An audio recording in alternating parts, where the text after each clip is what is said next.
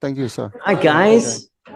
Hey, welcome. So all you guys are students? Yes, sir. Okay, where? Third grade. Are you in law school or undergrad? Law school. Fantastic. So great. I'm a 3L. 3L. Oh, great. Everybody else, 1 or 2Ls? 2Ls. Wow.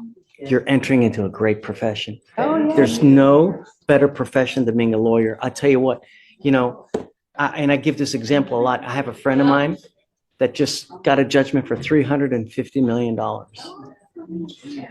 And then like 2 months later, he got another one for like 40 million.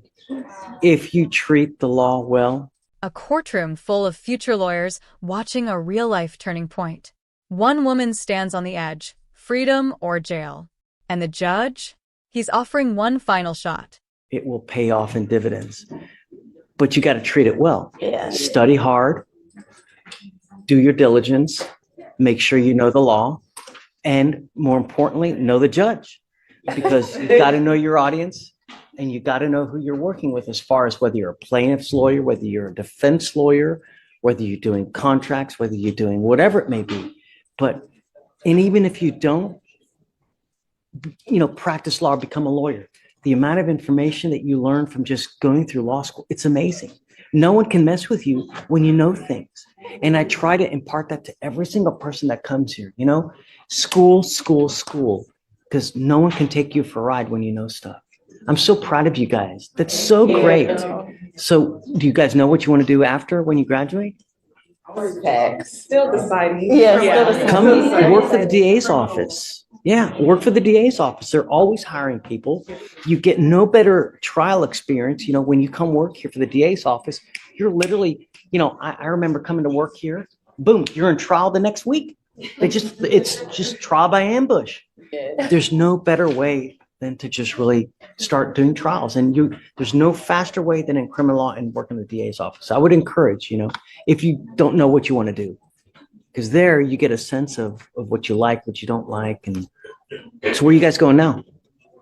Appeals. We're going to appeals court. Are you going to hear arguments? Yes. Great. Where are they going? Where are you guys going? I'm going to go back down I'm in domestic violence division. I'm going to go back down and check on my ideas if they need help, but they just wanted to see if it's They were trying to catch it. So we try cases on Tuesdays, and I think that we have with today's Ramona.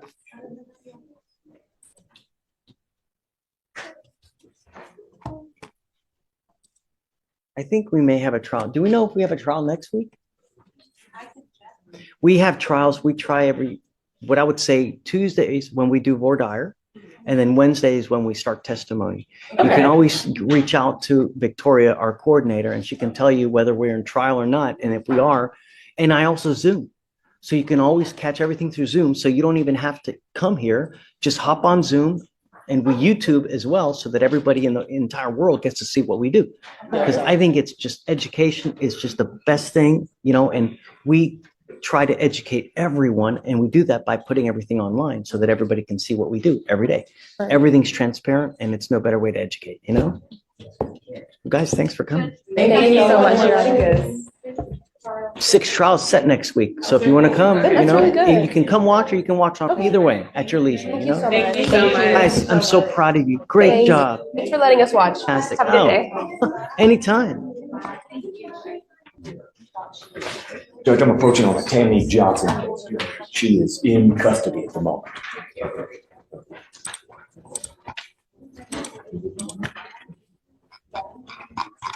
What card are you ready?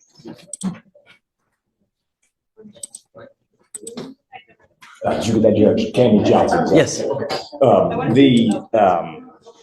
So her bond is set currently at $1,001. She doesn't have any ability to make bond from kind of going through the procedural background of the case. It sounds like she'd gotten a GLB bond originally about a year ago. Wow, she's been gone that long. Well, did not come to a setting and have a chance to meet you, Judge. And so, because had she have gotten an admonishment from you, she'd have certainly attended. Good try. Can you bring up Ms. Johnson, please? She does not have any criminal history, and this is kind of a DW. I've chatted with them briefly about it, but the allegation is that the police found her asleep in a parked vehicle at a gas station, and with the car in park, but they say armed. I've So- done the research. We had this issue not a week ago, and I'm telling you, Well, it's sufficient from a legal sufficiency standpoint. It can stand, but what do jurors think? I combed through like 20 cases. Give me a second. Stephen. Hey, hi, Stephen. Hey, I'm in the middle of talking. Give me maybe like 10 minutes. I'll call you right back, huh? No, it's okay. I'm super excited to talk to you. Give me 10, huh? Okay, bye.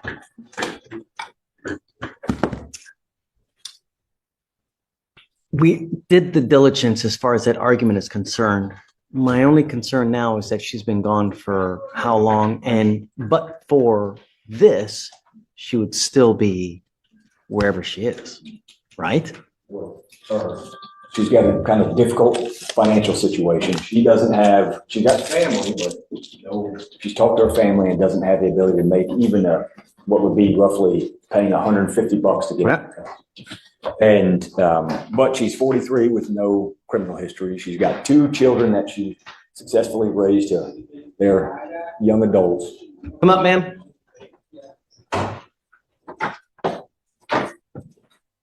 You were Tammy Johnson. How's jail? How's jail? It's different, Judge. Why do we have jails? Criminals off the street, I guess. Yeah, that's a good reason for sure. Why else? Judge, she knows. To make sure you come back. And when you don't, the sentences get longer, the bars get colder. Just, that when you fail to appear, your bond's at $1,000 right now. So all that needs is $100 and you're out. $125, you're out. You now know that you have no one to pony up that kind of money. No one to pony up that kind of money to get you out. Mr. Garris is asking me to let you out. The only reason you're here now is because you got busted. Otherwise, you'd still be out who knows where. Why would we let you out? You tell me. She moved forward and deal appropriately with the case, and the state has given me quite a bit in the way of discovery to review. And as with any type of blood case, there's probably going to be more that we venture out to seek, but it'd be obviously sometime. We talked about it. The idea that these can take 6 months, 7 months to even get ready to see if it's a viable case for trial. Therein lies the problem where, ma'am, you sit now in custody until the case is either pled, you're in trial, or somehow gets disposed of. That could take 6 months. Where have you been? I'm trying to get my life together. Judge, she's worked for a long time as a waitress and is living, and she's living kind of difficult situation at the moment. So it's experienced bouts of homelessness but now has a more stable situation. She has the ability to get to court and will be here. That's the representation we're making to the court. And I think we can do short resets if you'd like. Mr. Garris, I never want to leave someone in custody. But one of my primary concerns also is not putting someone out on the street. And I'm telling you now, I'm willing to give you another chance. But I'm not gonna put you out on the street if you ain't got nowhere else to go. She does now. She's living in she has a motel that she's living in down, kind of temporary housing. Yes, it's permanent. It's been for a while. I don't believe that for a second. Who do you have in your life that's willing to take you in? I've got that information. Before I had no one, but now I do. But he just doesn't financially have the ability to. The only thing that's changed between now and then is you got arrested. Ms. Johnson, the last thing I want is you to be put on the street where you look like you're going to start using again. because I don't want you to use. If I were to drug test you now, what are you going to test positive for? Discussion about that. Here's the drug. I'm going to drug test you like crazy. And if I find that you're using, then I'm going to keep you. And I'm not going to play this game. You can't even look at me in the eye. Drugs aren't a problem. Stop talking. Don't. Okay. At this point, Judge, I'm going to admonish my friend. It's okay. That's all right. So, where do you have to go? Judge, let me answer all the questions. She lives in a motel, stable situation, can make her way back to court.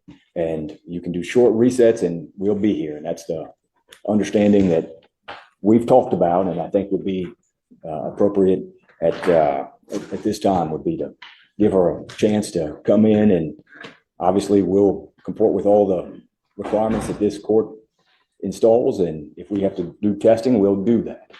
And let me make something perfectly clear to you, Ms. Johnson. I don't like it when people plead guilty just to plead guilty to get out.